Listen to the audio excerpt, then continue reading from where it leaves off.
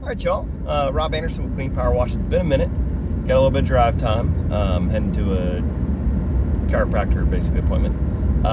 But two different posts I want to talk about. One, guy's got carpal tunnel, and if you're watching this and you've been in the field a lot and you're holding the gun forever, and man, your hand's just like, man, my hand hurts really bad. My thing was hire employees.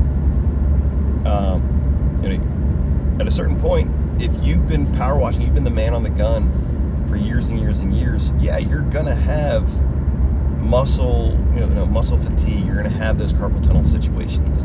Let's just hope that can maybe try and wedge something in here.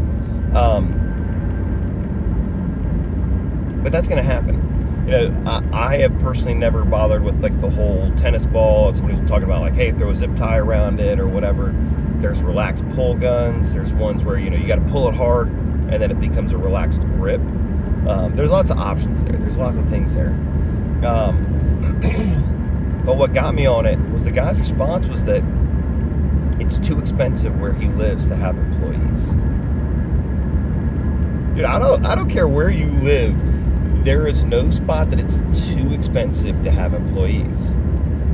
Because at the end of the day, that person, as a revenue producing employee, they have to be producing at a higher rate than what your billing rate. Or sorry, producing at your billing rate, not what they're being paid. So it doesn't matter if they're getting paid $50 an hour, they better be producing $300, $500, $800 an hour. You're still producing, even though you have to pay them money, even though you have to pay for benefits, you've got all your other costs and everything else, you're still profiting on it. And if you're not, it's a matter of what you're charging. It's not a matter of how expensive workers' comp is, how expensive people are, etc. The other one we're talking about, and this is a post-sales boost thing, and I'll make a whole video on sales boost. Was talking about, well, $4 versus $7 popcorn. How do you sell it more? Well, both guys have wrapped trucks, both guys have nice looking machines, or you don't even know if the other person might not have a great looking machine. But how some people will perceive that and say that, it's the same thing, it just comes down to money. And I feel like I'm like reverse Batman or whatever, you can't see my face. But it really comes down to perfect example, we were out for dinner, went out with Dave Carroll and a bunch of guys, and the server comes over and says, we're like, hey, can we get water? And the guy's like, do you want still or distilled or whatever? Do you want bottled water? Do you want this? Do you want that? Or do you want flat tap water? Flat just sounds, man, nothing to it. Distilled, like it's purified, whatever. Do you want it with mineral spirits or all those other ways that made that $0 he was going to get into $7 per glass bottle of water,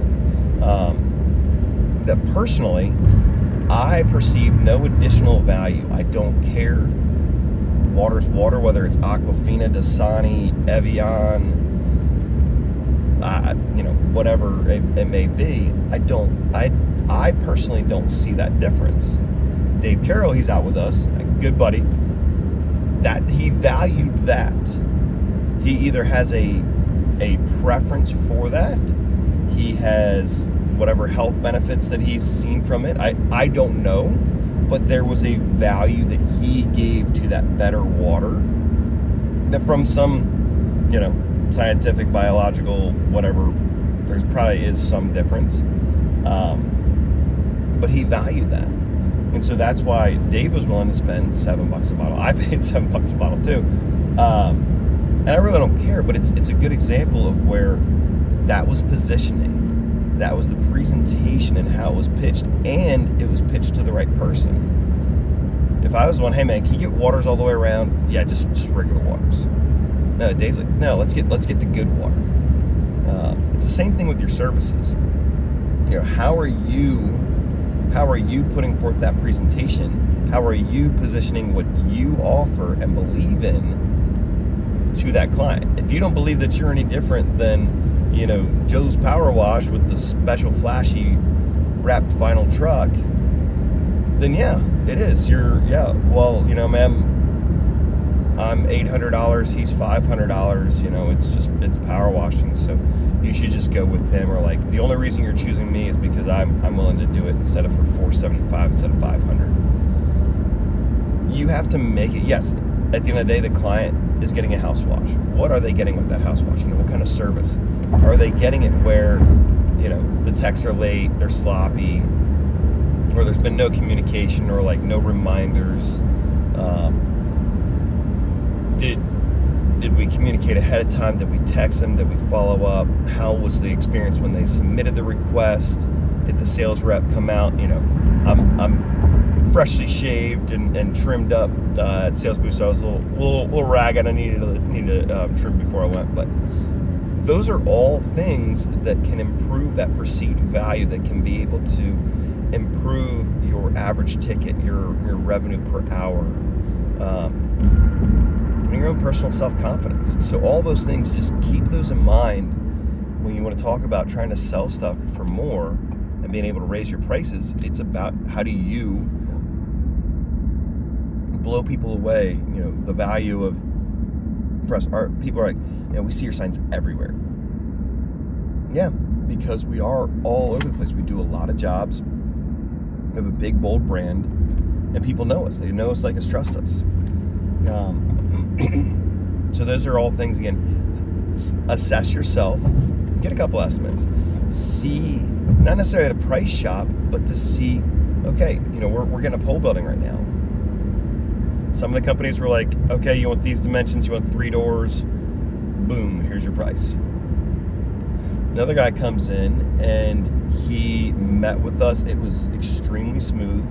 You could tell he knew his stuff. Well versed. This guy is probably making a killing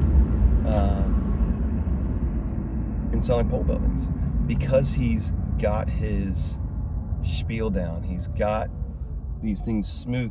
His price could have been, I'm going to say, a good 20 to 25% more because of that. And he's set, hey, our price is going to be here. A lot of our competitors are here, and we do have a version of our offerings where we actually reduce the quality of what we offer. You lose out on this, these things.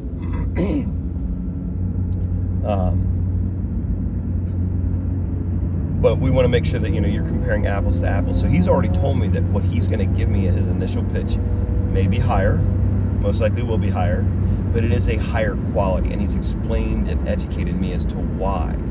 He's also, quite frankly, done a better job of explaining what I need to look at in these different proposals to make sure that I'm actually getting a true, that they're, it's a 75 by 50 foot building with 3 doors and and walls and a roof. Like, that's what I could look at it as, like, hey, I just got to park my boat inside or park my truck inside. No, like, I'm looking for something. He asked the questions like, hey, what are you going to be using it for? How are you going to be doing all these things? All that comes into play when you're trying to figure out, can you charge more? How do you charge more? How do you make more money per hour? And it's by increasing that value that client is receiving. I'm gaining peace of mind. Is there a price for peace of mind? I'm paying it, but that's something that he's pitching and giving me that confidence that I'm going to be receiving that. So anyways, food for thought. Have a great day. Wash on. Hope you're having a great year, great season. Apply this. See ya.